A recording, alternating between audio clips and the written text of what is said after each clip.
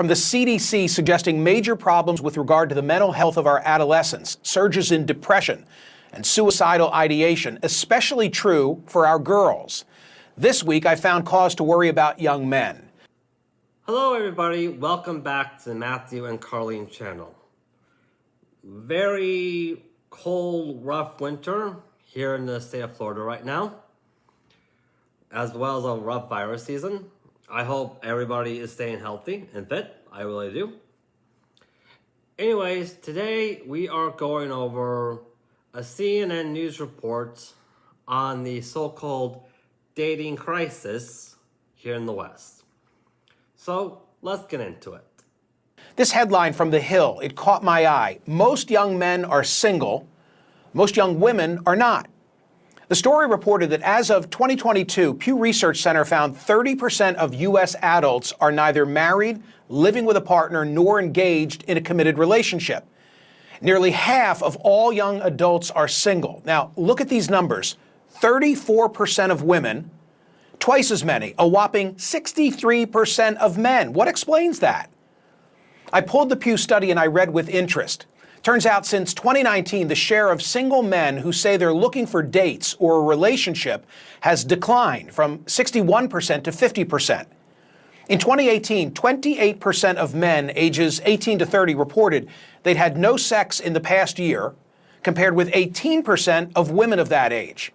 The Hill report said men in their 20s are more likely than women in their 20s to be romantically uninvolved, sexually dormant, friendless, and lonely. They stand at the vanguard of an epidemic of declining marriage, sexuality, and relationships that afflicts all of young America. Among the causes, among the factors, a reliance on social media and online porn. But also, more young women are hooking up with each other or dating and marrying slightly older men, and heterosexual women are getting more choosy. All right, everybody. A lot to break down there. There was quite a lot.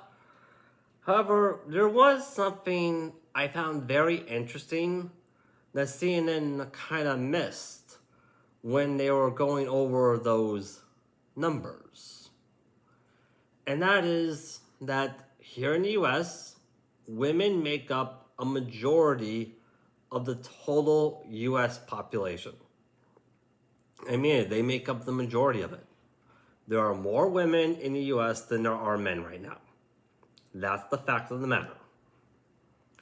So if the numbers that were reported on CNN are actively true about the so-called dating thing, then that means there are a large percentage of Western women that are actively engaging in polygamous-based relationships.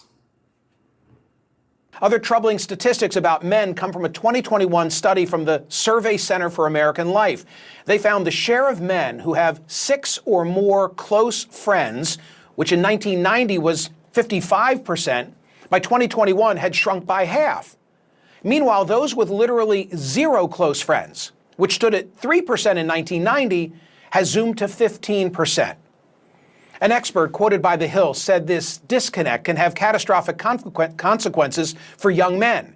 Quote, in the worst case scenario, the young American man's social disconnect can have tragic consequences. Young men commit suicide at 4 times the rate of young women. Younger women are largely responsible for rising rates of mass shootings, a trend that some researchers link to their growing social isolation. Well, those words reminded me of a conversation that I had over a year ago right here on CNN with NYU professor Scott Galloway. But the issue is, when you have a group of men, the lower half of attractiveness of men in online dating, which has doubled, now it's about half of relationships, and the top 20% of men in terms of attractiveness get about 60% of the interest, you end up with a group of men that are more prone to conspiracy theory, more prone to misogynistic content, more prone to not believe in climate change. So this is the American story. If it's written with a pen whose ink is failing young men, does not end well. This is an existential crisis, failing young men. As always, Professor Galloway was prescient Back with me now is Scott Galloway. He's a professor of marketing at NYU Stern School of Business. He's a serial entrepreneur. He's the host of the Professor G podcast and author of multiple best-selling books, most recently, Adrift, America in 100 Charts. Scott, thanks for returning. Hasn't the advantage always been to those with the looks and or the money? What's changed? First off, Michael, I just want to say thank you for raising this issue a year ago when a lot of media companies were afraid to talk about this for fear of its being pro-men was somehow being anti-women. Look, They're right there. Why is being pro-men anti-women? Why? Like, just why? Like, why can't we support men? Why is supporting men, advocating for the rights of men, bad? Why is that? this is returning to the natural order of things. For the majority of history, a small percentage of men have had the majority of the mating opportunities. But in America, we decided to make a huge investment in what would probably be the greatest innovation in history, and that is in the middle class. From 1945 to 1947, 7 million men returned from war, were discharged from the service, and we decided to give them the GI Bill, subsidized mortgages. We saw education rates go from 5 to 45%. They were valued, and we had such a strong manufacturing base that you had massive marriage and household formation. And some men were seen as more economically and emotionally viable. And you've seen the reverse happen with the offshoring of much of our manufacturing base, with a society that, quite frankly, doesn't value young men. When we talk about problems with people of color or women, we see it as a systemic societal problem. When we see problems or the stats that you just mentioned, we see it as accountability, or that men just need to level up.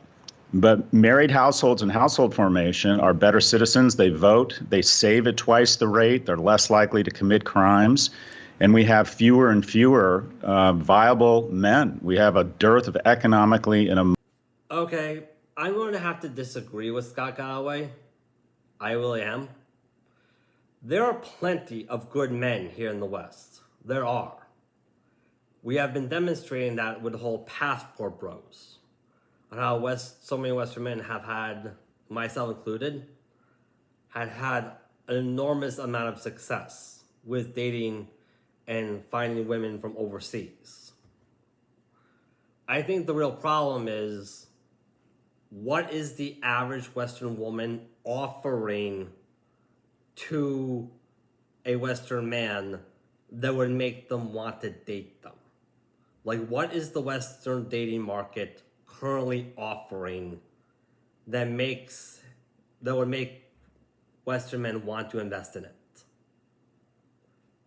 That is not sexist. That's a very serious question, because you cannot force a man to invest in a relationship with a woman against his will. You just can't. That is outlawed in this country, and I will not pretend that it was not outlawed in this country. emotionally viable men. But the middle class is an accident. Unless you invest in it, it doesn't happen. Eisenhower decided to invest $500 billion in a national highway project that created tons of jobs. We have, and by the way, the tax rate back then was 91%. We raised money and we redistributed in social programs that made young people more economically viable. And then, Scott, you toss in the influence of social media and how relationships today, they don't come from, in our era, happenstance and mingling, right? They come from swiping, and that further accelerates this issue. Am I right? Oh, it's been the chaser to it. I mean, to have an honest conversation about this, we have to be honest, and that is that men and women have different mating criteria. One quarter of men saying economic viability is a key criteria in a mate. 3/4 of women say that is important. And when you're on a two-dimensional format, where now it's 1 and 2 relationships begin online, it used to be 1 and 4 just a few years ago, it gets distilled down to a small number of criteria. Specifically for men, it's does she look attractive? And specifically for men, is he able to signal his ability to garner resources in the future? An average attractive male on Tinder gets swiped less than 1% of the time. And there's 3 men on Tinder for every 1 woman. So you've distilled it, you've taken out one of the key components of mating dynamics, and that is vibe, humor, body language, pheromones, the ability to be, quite frankly, a little bit persistent in the pursuit of a romantic relationship. We have no third places anymore, no places to meet. People aren't going to bars, they aren't sports league, they aren't going to church, they aren't even going to work. So it gets distilled down to very 1 or 2 dimensional attributes. And the reality is women are much choosier than men, and they can apply those screens, and they allocate all of their attention to a small number of men that results in just essentially at the end of the day, a lack of opportunities. Chris Williams summarized it perfectly. He called it the high heels effect. In the last 40 years, more women have graduated from college than men, and they're not interested in mating with non-college grads. They now own more homes, single women, than single men. So, wait. If single women own more homes than single men, doesn't that completely debunk the gender pay gap thing? Doesn't that alone just completely debunk it? Because after all, how can you own more homes if you're paid less than men? Like how? I think that's a really good question we should be asking. Anyways, that's all we got time for today, folks. If you like this content, by all means, like, subscribe, hit that notification bell, look us up on Patreon, leave a comment. It really helps us out. It really does.